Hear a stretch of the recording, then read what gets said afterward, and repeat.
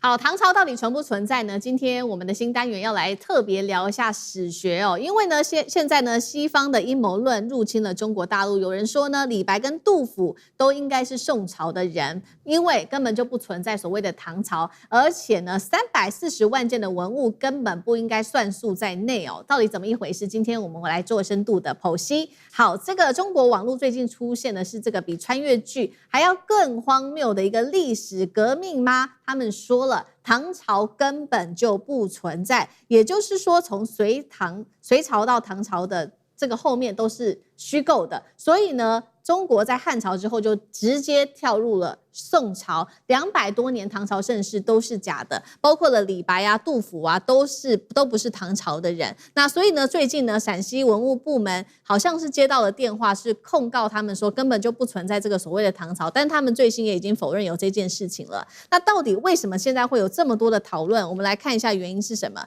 主要先看到第一個，因為唐朝不存在的這個言論來自於一位德國的評論家，他提出的一個歷史陰謀論，也就是所謂的幻影時間假說。他當時的說法是說，西元600多到900多年的這個歷史呢，都是捏造的，所以當時就有人呢，直接把中國的歷史套進了這個時間。他認為說，將近300多年的隋唐歷史也都是不存在的，這是第一個。那還有呢，有些人就會認為說，你去造一個好像是很吸睛的一個話語的話，可以吸引流量哦，或是吸引到大家的注意力，所以也有這樣子獨立思考的一個能力哦，所以變成一個討論的熱度。再來就是說，這個爭議越大，當然了，社群的留言啊，跟它的流量就會變得更大，所以也興起了非常多的討論。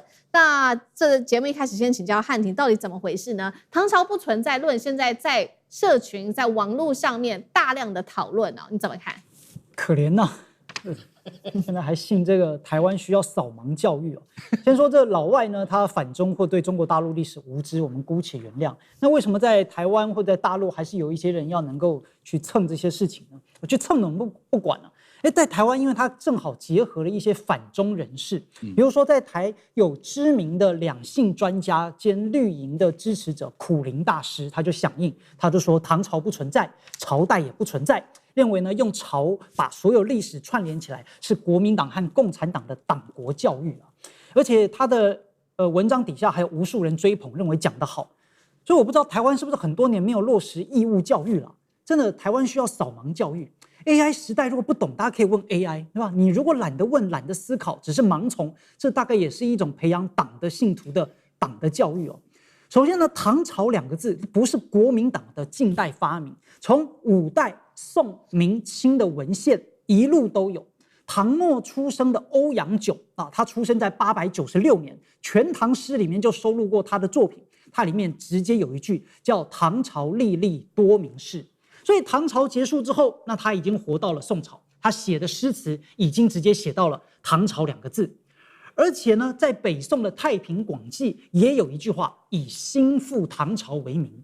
所以唐朝結束之後，宋朝開始，許多的文獻都已經直接寫了唐朝的2字，這不可能是國民黨穿越時空然後去改寫的文獻。在明清的許多小說呢，也都有，比如說《西遊記》第7回啊，他說且待唐朝出聖僧啊，在《紅樓夢》裡面也有寫唐朝韓義詠芭蕉詩。到明清時期，唐朝、漢朝、宋朝這些朝代已經都是成熟的中文了。所以那些信口開河就說，哎呀，古代沒有唐朝這種說法，沒有唐朝概念的，就是不願意查資料的白痴。而且朝代這個詞更不可能是國民黨發明的啊，因為北宋的古籍也已經有了朝代這2個字。所以如果有人硬要講啊，朝代是中華民國以後為了創造中國正統敘事而發明的，那國民黨多神呢？啊，他是要穿越到明朝，穿越到宋朝去修改歷史文獻嘛？所以簡單來說，現在這些人呢，他們為了要反中，要破除中國的概念，要破除朝代的概念，就去迎合西方這種虛假敘事，說沒有唐朝，只有唐帝國；沒有清朝，只有清帝國。那請問，如果依照你的講法，因為唐太宗自己沒有說我叫唐朝，那唐朝他自己也沒有說自己叫唐帝國啊，清朝也沒有說自己叫帝國啊，帝國也是西方的用法。那為什麼朝代你不能用，然後帝國你就要用？所以簡單來說，就這些都是一些不讀書的文盲跟白痴。好，所以現在目前呢，其實是沒有任何證據顯示這個唐朝不存在哦。那確實有非常多的證據是顯示唐朝的存在。包括呢，我們看到的歷史書之外，還有大量有關於畫面上我們看到的唐代的墓誌啊、文物遺址，甚至是大明宮啊、大雁塔、唐18陵等等，甚至是很著名的敦煌文書等等，都有考古的證據。那還有包括在歷史上，包括了日本的遣唐使，還有新羅史料、阿拉伯、波斯商人的記錄，他們都有說過跟唐朝有對外交流的記錄，現在變成是一個短短30秒的短影音，就已經毀壞了過去所說的這些歷史考古證據嘛？那幹哥怎麼看？如果說唐朝不存在的話，我們應該去問我們的鄰國叫日本，你知道嗎？因為日本的考古學家非常重視一點，他们到現在還堅持楊貴妃沒有死，她後來東渡日本了，而且我們可以在這個日本找到楊貴妃的遺跡啊。如果說唐朝不存在，那就沒有楊貴妃，沒有楊貴妃，那日本這段歷史也是假的，日本也跟着作假，是這樣嗎？好，這個網紅叫做喬宇，他在今年4月，喬宇這個網紅我們不認識他，但我們知道他用非常短的影音，然後用非常聳動的標題，也就是一般我們所謂的標題黨就對了啦，先用標題下去了，然後馬上就吸引很多流量過來。然後他們是針對那些對現狀不滿，然後呢，認為說這些歷史都是你們上一代或前一輩的人硬加諸在我們這一代的人身上，所以說對於現狀不滿，或者是說想要違抗原來你認知的史料史實。可是我今天要這樣講，你可以去質疑很多歷史，但你不能不讀書，你不能不做學問。如果照這樣子講的話，宋朝有800年，因為喬宇的他的論點是說沒有唐朝了，光是宋朝就有800年了。那你要把趙匡胤的生辰再提高300-400年，因為宋朝是趙匡胤宋太祖趙匡胤建立起來的。那你要提出這樣的論證，你如果提不出這樣的論證，那我來告訴你好了。唐朝從618年到907年，總共289年的歷史。唐朝是推翻了誰呢？推翻了隋朝而來的隋煬帝。隋煬帝是怎麼來的？是殺了隋文帝他爸爸他殺了爸爸叫楊堅，他自己本身叫楊廣，然後他還殺了他哥哥叫楊勇，才會有隋煬帝這個人。那你現在要推翻這一段，你要解釋隋朝是什麼？隋朝之前又是什麼？隋朝之前叫什麼？叫什麼？說出來看看。喬宇，你知道嗎？